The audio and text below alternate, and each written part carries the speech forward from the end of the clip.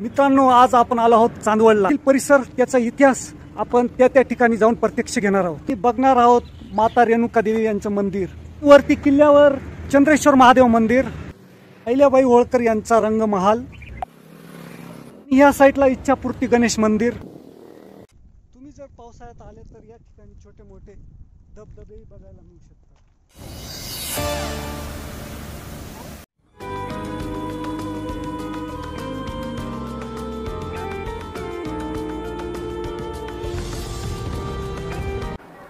सुप्रभात मित्रांनो, आज आपण जाणार आहोत चांदवडला. सकाळचे वाजले 5. चांदवडला जायचे सूर्य उगवण्याच्या आत. चला तर पुन्हा भेटू.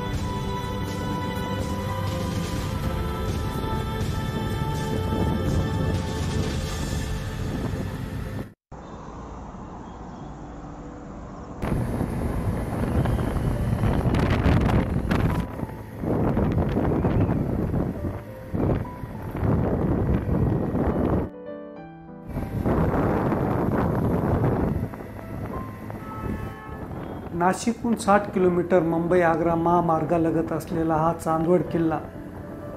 येथून प्रवास करणारे प्रवासी सह्याद्री डोंगर रांग आपल्यासोबत असल्याचा अनुभव घेतात. पावसाळ्यात तर हे नयनरम्य दृश्य आपल्या मोबाईल कॅमेऱ्यात टिपण्यासाठी प्रवासी आपल्या गाडीचा वेग नक्कीच कमी करतात.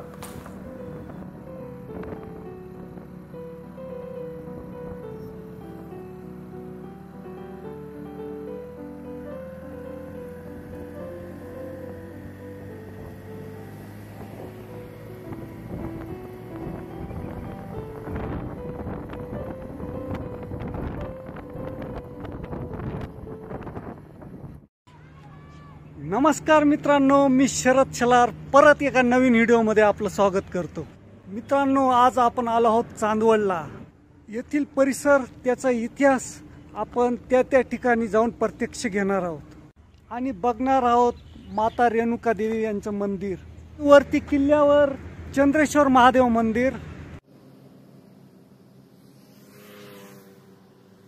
अहिल्याबाई होळकर यांचा रंगमहाल,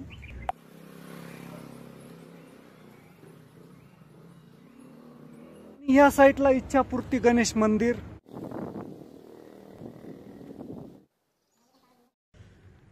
आता दर्शन घेऊ माता रेणुका देवीचं.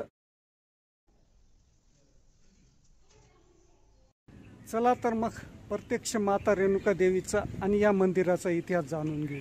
निसर्गाने वरदहस्त लाभलेल्या या चांदवडची ओळख श्री रेणुका माता मंदिर या ऐतिहासिक वास्तूशिवाय अपूर्णच आहे. माता रेणुका देवीचं मंदिर हे एक जागरूक देवस्थान आहे. 3.5 खंडपीठापैकी अर्धपीठ म्हणून याची ओळख आहे. माझी रेणुका माऊली कल्पवृक्षाची सावली असे जिचे यथार्थ वर्णन करण्यात आले आहे ते हेच मातेचे मंदिर. हे मंदिर डोंगरात कोरलेले आहे. अहिल्यादेवी होळकर यांनी या मंदिराचा जीर्णोद्धार केला होता. रेणुका मातेचे स्थान चांदवडला कसे स्थापन झाले याची एक आख्यायिका सांगितली जाते. रेणुका माता ही माहूर गडावर आश्रम असलेला जमदग्नी नावाच्या अतिशय कोपिष्ठ ऋषीची पत्नी. परशुराम हा जमदग्नी आणि रेणुका मातेचा पुत्र. तो परम पितृभक्त होता. रेणुका देवी पतिव्रता होती. ती रोज पतीचा पाय धुण्यासाठी नदीवरून पैठणीतून पाणी आणायची. एवढे तिचे पावित्र्य कठोर होते.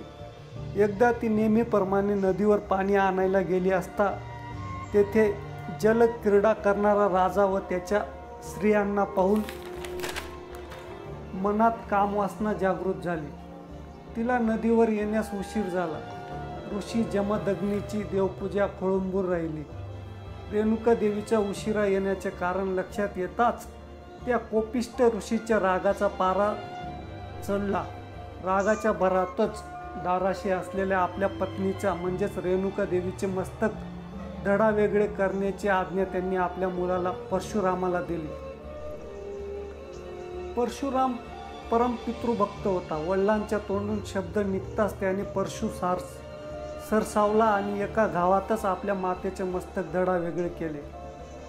मातेचे मस्तक तिथून जे उडाले ते येथे म्हणजे चांदवडला देवीचे मंदिर आहे तेथे येऊन पडले आणि धड माहूर येथेच राहिले. तेव्हापासून माहूर आणि चांदवड येथे मातेची स्थापना झाली. आजही माहूरला रेणुका देवीचे धड तर चांदवडला मस्तक पाहायला मिळते.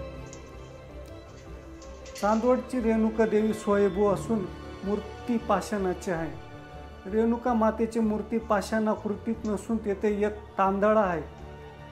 शेंदूर चर्चित शिळेचा भाग म्हणजे देवीचे शिर होय. त्याला डोळे, नाक, तोंड आहे. तसेच नथ व मुकुट घातलेले असतात. देवीचा मुखवटा सोन्याचा असून तो जवळजवळ 2 किलो वजनाचा आहे. नवरात्रीत देवीची दररोज पालखी, आरती, महाभिषेक आदी उपक्रम होतात.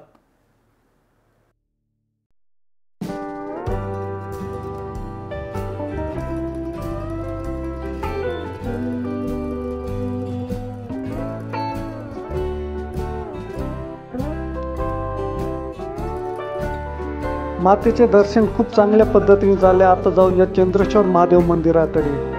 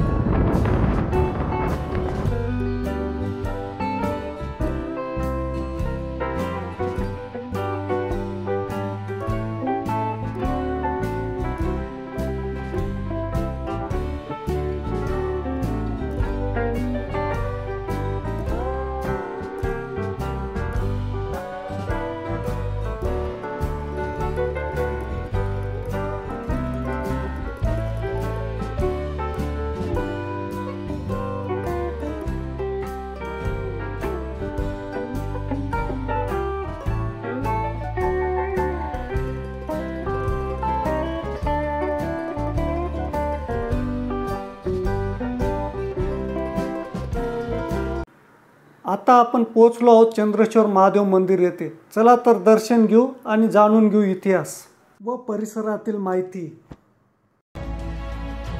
पूर्वीच्या काळात राजा चंद्रसेनाचे साम्राज्य चांदवड नगरीत होते.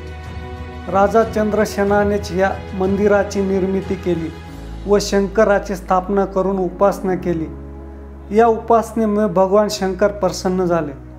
हे देवालय पूर्वीच्या काळी मोठी तपोभूमी होती. मोठमोठ्या संतांनी, ऋषीमुनींनी येथे वास्तव केलेले आहे. इसवी सन पूर्वी 1600च्या दरम्यान मोगल सम्राट औरंगजेबच्या साम्राज्याच्या तोफ्याच्या साहाय्याने या धामाचा उद्ध्वस्त केला.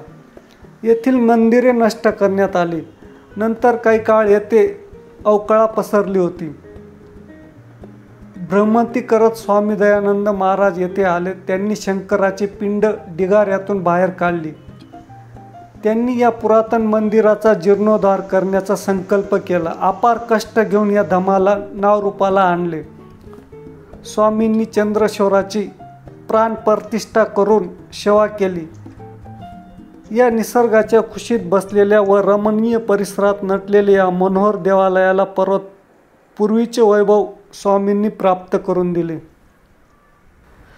तुम्ही जर पावसाळ्यात आले तर या ठिकाणी छोटे मोठे धबधबेही बघायला मिळू शकतात. कॉन्क्रीट रस्ता झाल्यामुळे भाविकांच्या गाड्या थेट गडावर येत असल्याने हा एक पिकनिक स्पॉट बनला आहे.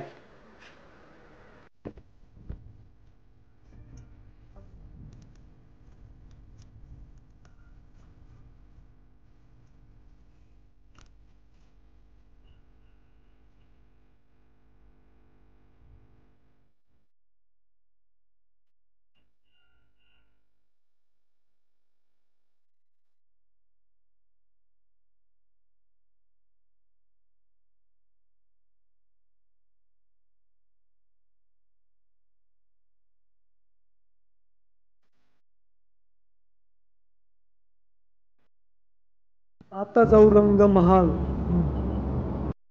रंगमहाल पुण्यश्लोक अहिल्याबाई होळकर यांचा हा वाडा.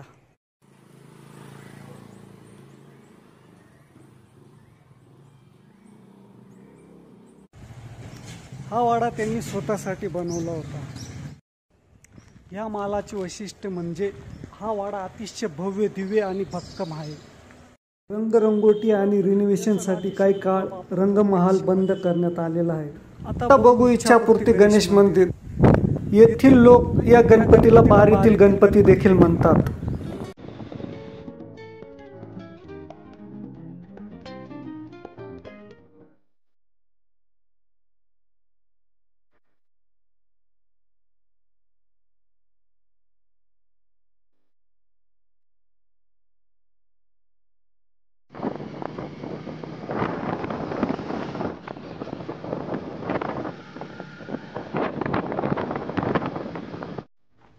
चांदवड गावात अनेक ऐतिहासिक मंदिर आहेत.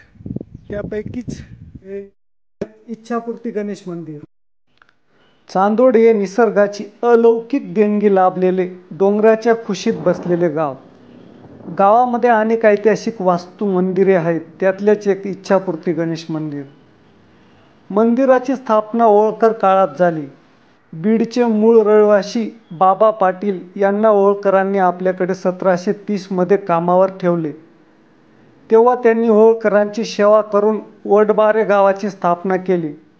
अशाच एकदा डोंगरात फेरफटका मारताना त्यांना बारीत स्वयंभू गणेश मूर्ती प्राप्त झाली. त्यांनी मूर्तीची स्थापना केली. त्यामुळे या गणपतीला बारीतील गणपती व बारीला गणेश बारी असे म्हटले जाते. मूर्तीचे वैशिष्ट्य म्हणजे संपूर्ण मूर्ती दगडात कोरलेली असून अतिशय सुंदर व सुलभ अशी आहे. मूर्तीचे रूप अतिशय लोभनीय आहे. मंदिर निसर्गाच्या सानिध्यात डोंगराच्या कुशीत वसलेले आहे.